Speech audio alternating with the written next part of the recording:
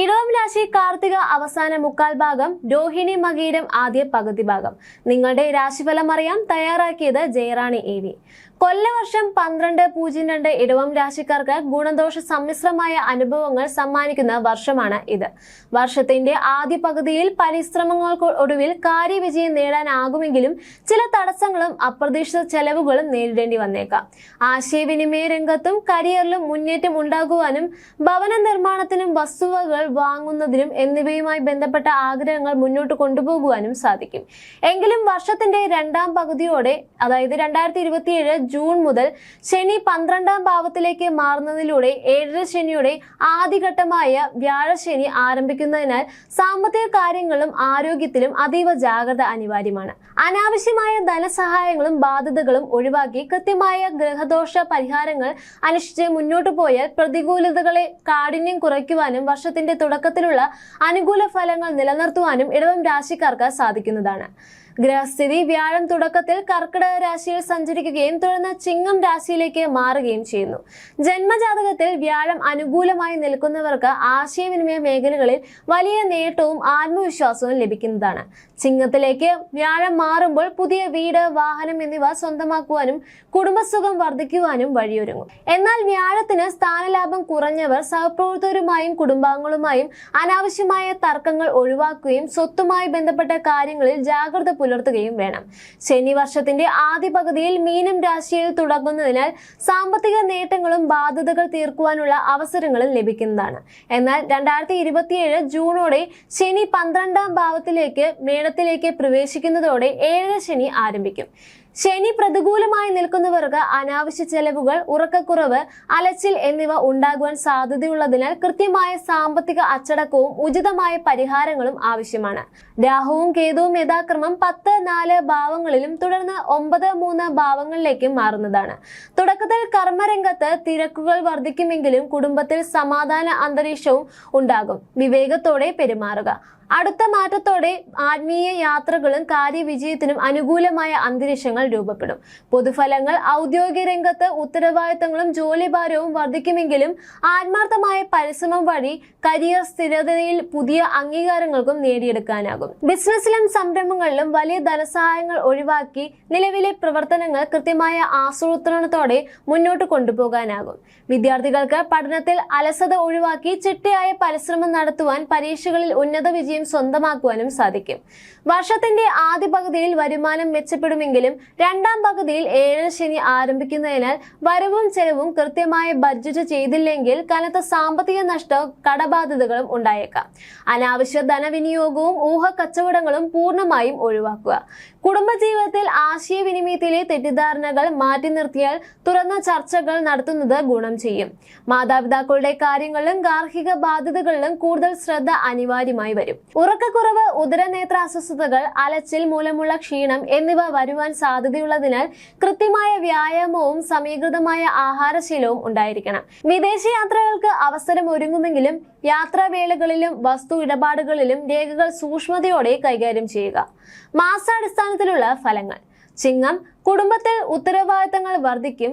ഗൃഹനിർമ്മാണ പ്രവർത്തനങ്ങൾ പുരോഗമിക്കും. കന്നി, ക്രിയാത്മകമായ ആശയങ്ങൾ പ്രവർത്തനാത്മകമാകും. പഠനത്തിൽ കൂടുതൽ ശ്രദ്ധ പുലർത്തുവാനും സാധിക്കും. തുലാം, ആരോഗ്യ കാര്യങ്ങളിലും ബാങ്ക് സാമ്പത്തിക ഇടപാടുകളിലും അതീവ ജാഗ്രത വേണം. തർക്കങ്ങൾ ഒഴിവാക്കുകയും ചെയ്യണം.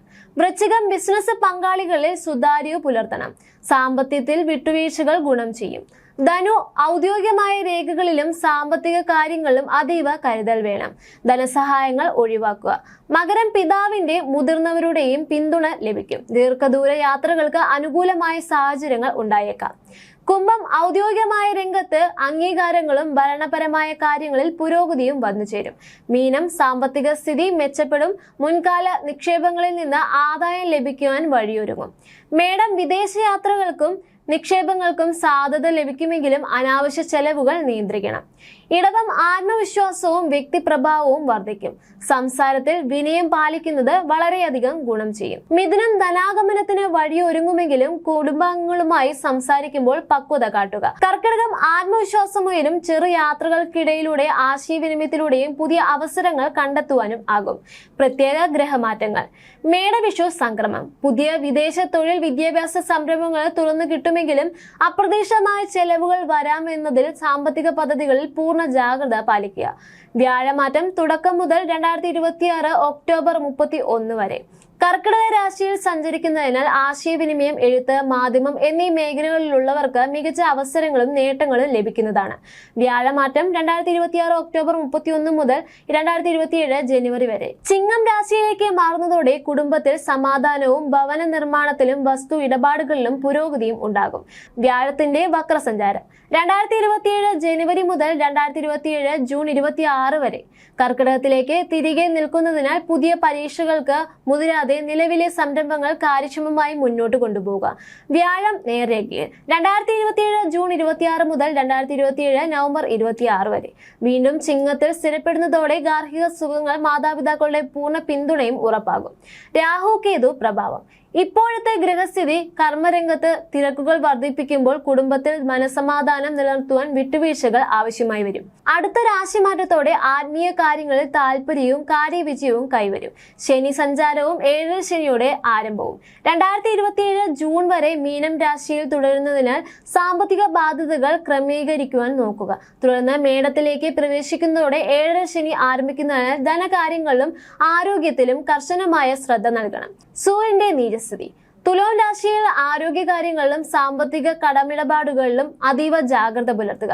ശനി മൗഢ്യം. മീനത്തിൽ ശനിക്ക് മൗഢ്യം വരുന്ന സമയത്ത് പുതിയ നിക്ഷേപങ്ങളിലും കരാറുകളിലും കൃത്യമായ രേഖാ പരിശോധനകൾ നടത്തുക. ശ്രദ്ധിക്കേണ്ടവ: 7 ശനി ആരംഭിക്കുന്ന പശ്ചാത്തലത്തിൽ അനാവശ്യമായ ധനസഹായങ്ങളും ഊഹക്കച്ചവടങ്ങളും പൂർണ്ണമായും ഒഴിവാക്കുകയും കൂടുതൽ ധനം സൂക്ഷിക്കുകയും ചെയ്യുക. പുതിയ ഭവനം, വസ്തു ഇടപാടുകൾ നടത്തുമ്പോൾ രേഖകളെ വ്യക്തമായ നിയമ പരിശോധനകളും സാധുതയും ഉറപ്പുവരുത്തുക. അലച്ചിലും മാനസിക സമ്മർദ്ദവും ഒഴിവാക്കാൻ ചിട്ടയായ ദിനചര്യ ശീലിക്കുകയും ഉറക്കക്കുറവും ആരോഗ്യ പ്രശ്നങ്ങളും യഥാസമയം പരിഹരിക്കുകയും ചെയ്യുക. തൊഴിൽ രംഗത്ത് മേലധികാരികളോടും സഹപ്രവർത്തകരോടും അനാവശ്യ തർക്കങ്ങൾക്ക് നിൽക്കാതെ പക്വതയോടെ മുന്നേറുക. കൊല്ലവർഷം 12/02 ഇടവം രാശിക്കാർക്ക് വിവേകവും ആസൂത്രണവും മുൻനിർത്തി മുന്നേറേണ്ട വർഷമാണ്. ആദ്യ പകുതിയിലെ ഗ്രഹാനുകൂല്യം കൃത്യമായി പ്രയോജനപ്പെടുത്തുന്നതിനൊപ്പം തന്നെ രണ്ടാം പകുതിയിലെ 7 ശനിയുടെ വെല്ലുവിളികളെ ശാന്തതയോടും ഉചിതമായ ഗ്രഹദോഷ പരിഹാരങ്ങളോടും കൂടി നേരിട്ടുവാൻ സാമ്പത്തിക സുരക്ഷിതത്വവും കുടുംബ സമാധാനവും കാത്തുസൂക്ഷിക്കാൻ ഇടവം രാശിക്കാർക്ക് സാധിക്കുന്നതാണ്. ജ്യോതിഷ സംബന്ധമായ നിങ്ങളുടെ സംശയങ്ങൾക്കും പരിഹാരങ്ങൾക്കും ജയറാണി EV 9746812212